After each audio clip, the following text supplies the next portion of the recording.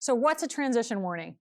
It was very, something I used to hear all the time was kids with autism struggle with transitions. And that can certainly be true. But the truth is, many people struggle with transitions. And if you're talking about from a preferred to an unpreferred activity, I don't know anyone who loves doing that. So the point of a transition cue is giving the person time to prepare for the fact that it's going to happen, right? Giving them essentially, some people identified self-regulation. Transition cues can be extremely helpful for self-regulation. So giving that person a little bit of time to adjust to what's to come, okay? Let me give you a funny, I think this is funny, but let me give you a personal example of this. So back in the olden days of yore, when I used to travel and deliver training, one time I was staying somewhere and I was staying in like the hotel.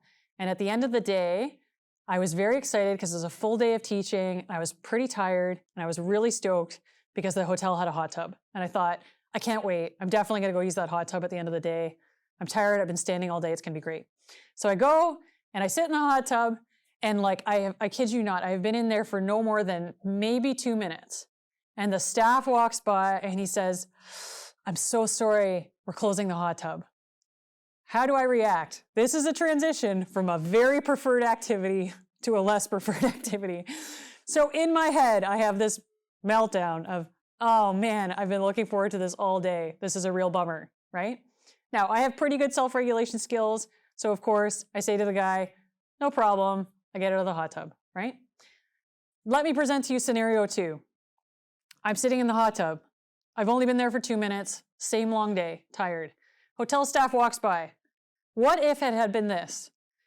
I'm so sorry, we're closing the hot tub in 5 minutes, right? Mentally, what happens then? You still have that same bummer reaction, right? It's like, darn it. However, I know I have 5 minutes to sit in the hot tub, and that's a nice thought.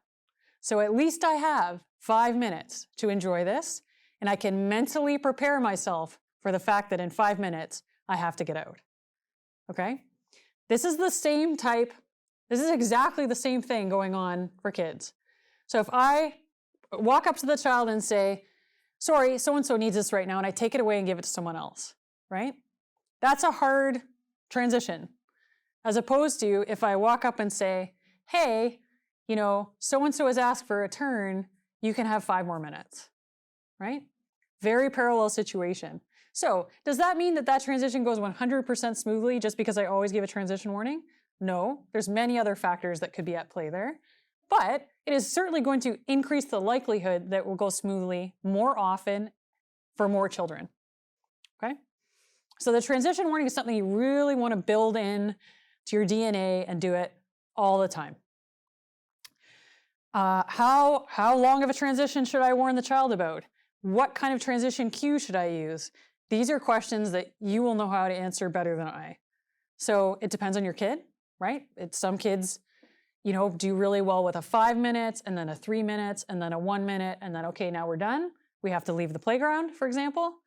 Other kids are really okay if you just say to them, okay, 1 more minute in the playground and then we got to go. They're all right. That's kind of the only warning that they need. When I gave those examples, I gave verbal warnings. I also used a gesture without even thinking about it. So you have 3 more minutes, you have 1 more minute. Some individuals will really, sorry to cut off the screen, really like seeing it visually like this. So you have 5 more minutes. Oops, wrong way. You have 4 more minutes, 3 more minutes, 2 more minutes, 1 more minute, etc. Okay, so I don't know. You're going to have to decide, right? So in your program, in your classroom, with your own child, you will be the expert to know how to answer that question. You've got lots of options. You can also use visual timers. So some of you, I'm sure, are familiar with the time timer. That's like an actual physical timer where you can set it and it's like red and then the redness disappears. So if I'm saying to the kids, hey, everybody, you've got 10 more minutes, and then we're transitioning to reading time, or 10 more minutes of reading, and then it's time for math. And they can watch that red disappear. I would say very commonly now I see people using an electronic version of that. So there are lots of apps you can get that's the same concept, where there's one called Visual Timer that I really like. You can choose the picture on the background. So, you know, if the kids love zombies, you can have a zombie on the back, and then the color slowly goes away and reveals the zombie, right? That's how they know how much longer they have. Certainly for lots of us, we just look at a clock, right? So if you have kids in your group who can read a clock or a digital clock, that's great too, okay? But the key is those reminders, that heads up, so that they have that time to do that self-regulation, to be prepared to make that change. The transition cue that works best for my child. Please feel free to substitute my students, the participants in my program, etc. What do you like to do? Visual countdown timer. Great. So a visual timer where you can see timing disappear. Verbal countdown. See how I changed it up? We're using a nice pie chart on this one. Got to keep it fresh, right?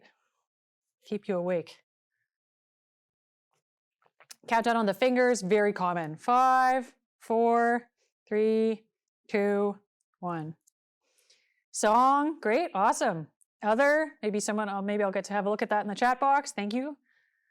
Timers, lots of timers. Yeah, I mean, parents, how many people do, like, I'm going to set the kitchen timer for 5 minutes. When 5 minutes is done, you're done on your iPad, right? That's a transition cue that you're using at home.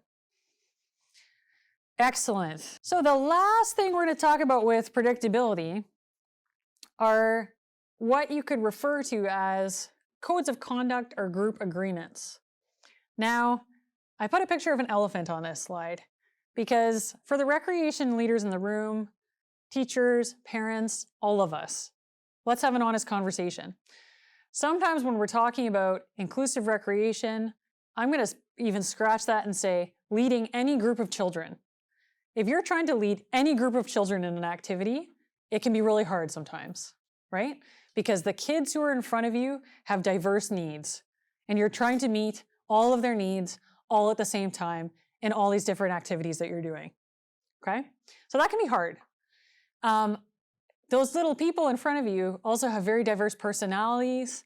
They have very diverse interaction styles. They have very diverse motivations and reasons that they're there.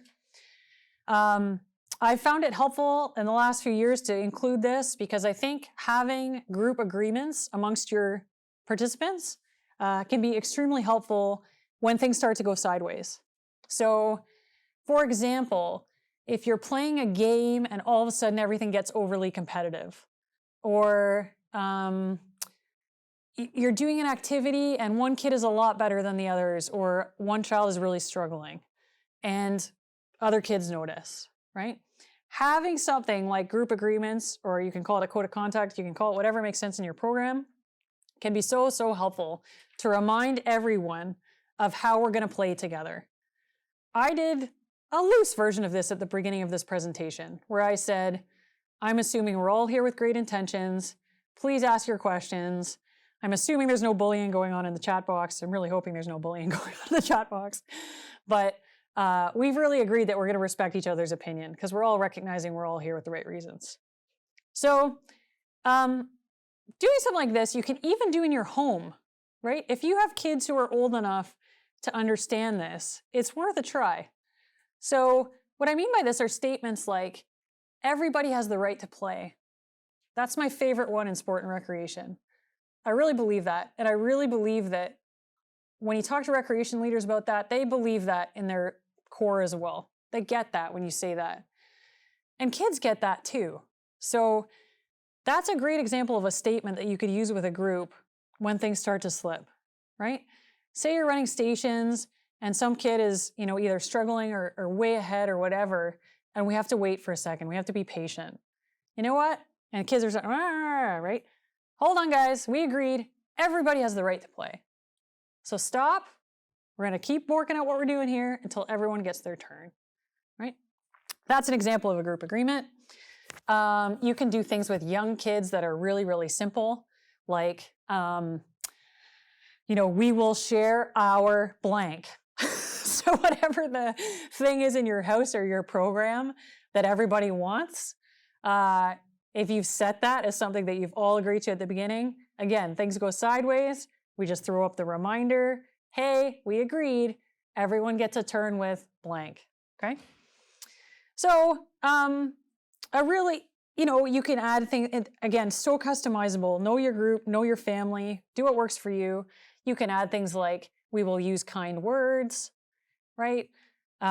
Sometimes it's okay to say things even as vague as, we will try to be a good friend. I'll talk more about vague statements later and why those can also be a bit challenging. But just throwing it out there as an idea. And something that's very, very important about this is, if you can get these statements from the kids, it's going to work a lot better. So as opposed to if I'm the group leader and I stand up and say, here are the 5 things that we agree to. The kids are like, okay, right? Like, if you say so, right? As opposed to if it's the beginning of a new program and I'm working in inclusive recreation and I have a whole bunch of kids in front of me and I say, hey, what are some things that we can agree to as a group? And the kids throw their hands up and they give you great ideas and you write them all down. It's like, great, we co-created that. So that's what we're going to agree to. We do this as a practice with all of our youth and adult groups. So we have something called a Youth and Adult Leadership Committee. They state their own group agreements because we have diverse perspectives in that group, and they need to be able to have something that holds us all together with why we're here and doing this together. What do we expect from each other?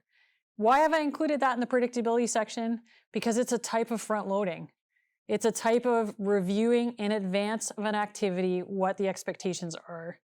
And that really, really increases the likelihood of having that success later on, that people will actually follow along with those things.